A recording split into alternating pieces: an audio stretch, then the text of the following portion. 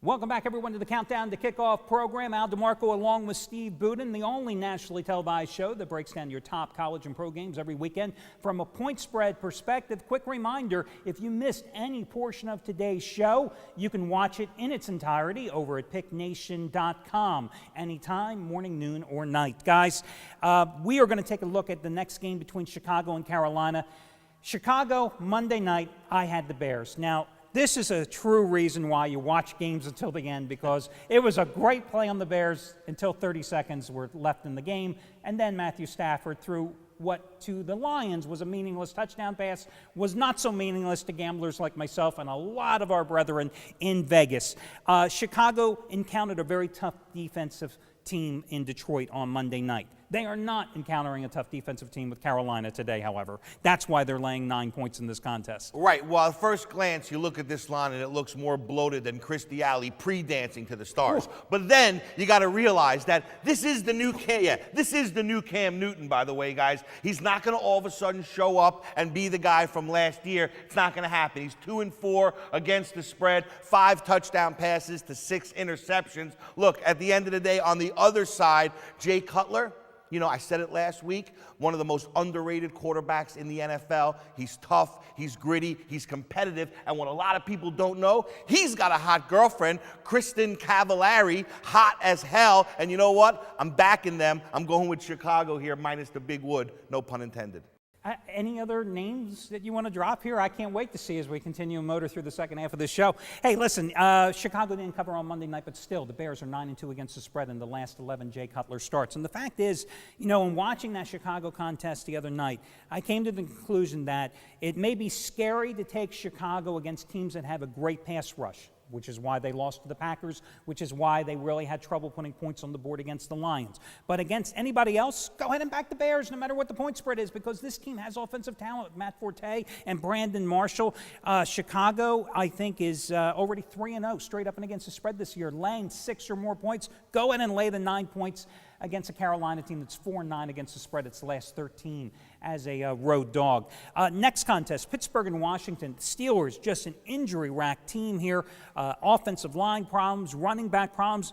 All that being said, they did manage to win last Sunday night, 24-17 at Cincinnati. Jonathan Dwyer stepped in at running back and produced his best game as a pro, 122 yards, 17 carries. Bottom line with this team, 431 yards versus 195 yards in total offense for the Bengals, is whether the defense can deliver and whether they can give Ben Roethlisberger some protection. Well, the first thing I want to say about this game is that at -5, this is the right line.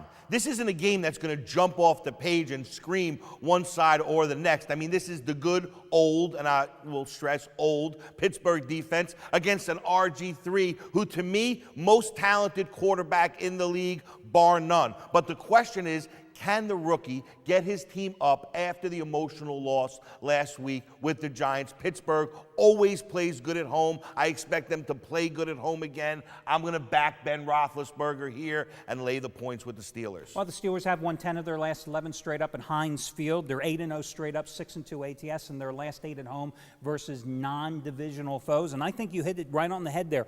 Washington coming off that loss. This is still a young team.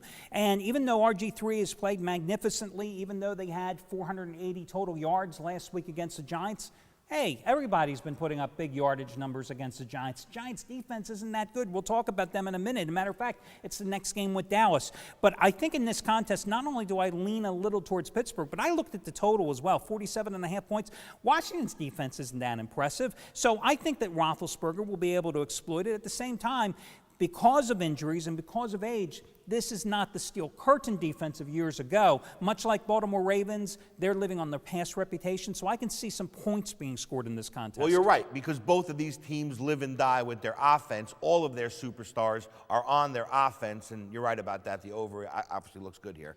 Okay, next game is going to be the Giants and Dallas. Hey, guys, and just a quick reminder, you know, you can watch my daily video reports every single day over at picknation.com. I break down the games for you from a point spread perspective, give you in-depth analysis, plus special promotions, money-saving discount coupon codes that'll save you $17, $20, $25 off a purchase, 20% discounts on your total purchase every Saturday. And then we have the $5 Play of the Week promotion and the Charity Play of the Week promotion, where I give you a best bet of one of our handicap handicappers for free, and if it wins, the next day I ask you to make an anonymous donation of whatever amount you can afford to do so to an organization or a family that needs some type of financial assistance. And you can get all the details by watching my daily video report over at picknation.com. It's free to watch, no purchase necessary, no registration required. Check it out at picknation.com. Steve, Giants in Dallas, season opener, as we alluded to early in the program. Cowboys came in and dominated the Giants at home. But now it's time for the Giants to get a little revenge. Dallas has some injury concerns. DeMarco Murray, who had that big game a couple of weeks ago at Baltimore, didn't play last week at Carolina, a game in which the Cowboys were lucky to win. We were on them last week. If he's not available, and he most likely will not be, that's a problem. Also, their top tackler, linebacker Sean Lee, season-ending knee injury, he's gone for the year. What a strange line this is at Giants -1, a virtual pick'em. Obviously, the boys came into Jersey, shocked the world, beat the crap out of the Giants. But the problem is, Al, that's the best that the Cowboys have played all season long. So when I look at this team, the choice is clear. It is, do you want to bet on the consistency of Eli Manning and the Giants program, or are you going to spin the roulette wheel with the Dallas Cowboys? Now, I was on red the last 2 weeks with the Cowboys, but I'm changing to black today, or should I say blue. I'm going with the Giants here. Hey, listen, you know, the Giants, since that opening loss, they've won 5 of their last 6, and the only loss came in the final minute of play at Philadelphia, which they lost, I think it was 19-17, the final score. And the Cowboys, they've been a money-burning team. You know, as a former bookmaker, you must look at those teams, and they're one of those public teams. Of course, in this game, you've got 2 public teams, but as a former bookmaker, you must look at them and go, yeah, let the money come in. You know the fact that the Cowboys are 6-15 against the spread their last 21 games against division foes at home. They've only covered two times in their last 11 home games, no matter who the opponent is. So to say that they're a cash cow would be wrong. They're just a money burner. Right, well, Dallas, not the greatest team at home. Giants, very, very strong on the road. But all of those stats go into the line, and we talk about that all the time. So you have to put those stats on the side and then get back to the game, get back to the line, figure out who's going to win. For me, it's the Giants here.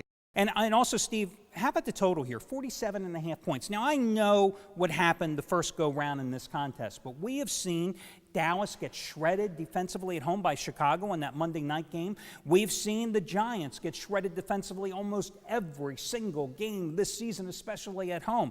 We know Eli Manning's hot. If Tony Romo doesn't throw 5 interceptions like he did in that Monday nighter against the Bears, I think that this is a game that you could easily see somewhere around 53, 54 points being scored.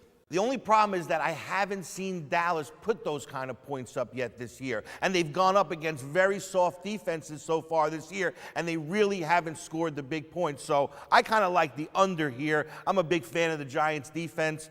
Even though they're banged up, I think this game is going under. Okay, but we both agree Giants for the side, Giants, though. That's what the counts. favorite That's play what on this counts. one. Absolutely. And guys, remember, you can get my best bet and the play of Steve's Baltimore crew, 43-24 over the past 5 years, and all the plays of all the handicappers at picknation.com today for free, no strings attached, simply by using the one-day all-access pass. Yeah, it's the best thing we have going on the site, and nobody else does it. And the reason why they don't do it is because they don't want you to know what's behind the curtain. We do. That's our gamble. That's how we show you what we do before you stick your hand in your pocket and make any important decisions. You get the all-access pass absolutely free. And guys, most importantly, you got to realize the value that you're getting. When you see the handicappers that are selling their plays anywhere from $59 to $89 individually, you're getting them all for free. So in essence, you're getting $600-700 of action today for free, no strings attached. When you pay for the all-access pass, you're still getting a value. Imagine the value that you get when you get it for free. And again, we do it because we believe we put together the most consistently winning group of handicappers on a long-term basis in the industry.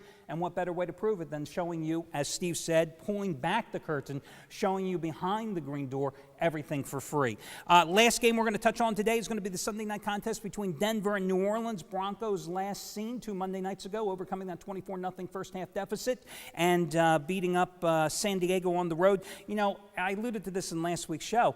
The fact that, you know, you just play the Broncos second half every single game this season. It's like you read my notes. You're undefeated. I mean, you're undefeated. That's the thing. They have been outscored 98-42 in the first half. They have outscored their opponents 128-40 in the second half. Yeah, it hasn't been a pretty season for the Saints. But what they did do is their last 2 games were must-wins if they were going to stay mathematically involved in the playoff picture. They won those games. They now are in a position where they can make the playoffs.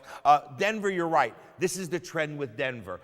They take the first half off, and then the second half they come and they throw everything at you but the kitchen sink to beat you. I'm going with that trend. I'm getting on top of it. I'm going to bet the Saints here in the first half, plus 3.5 points. I think that gets the money. Oh, that's interesting. I'll tell you, I like Denver a little in this contest, but I look at this total, guys, and at 55.5, you can make this 155 points. It doesn't matter. This game is going over. Listen, last week, the Saints, who haven't played any defense at all this season, it's a foreign term. Oh, my God. In Their New Orleans. defense should be outlined in chalk. It's like dead in arrival.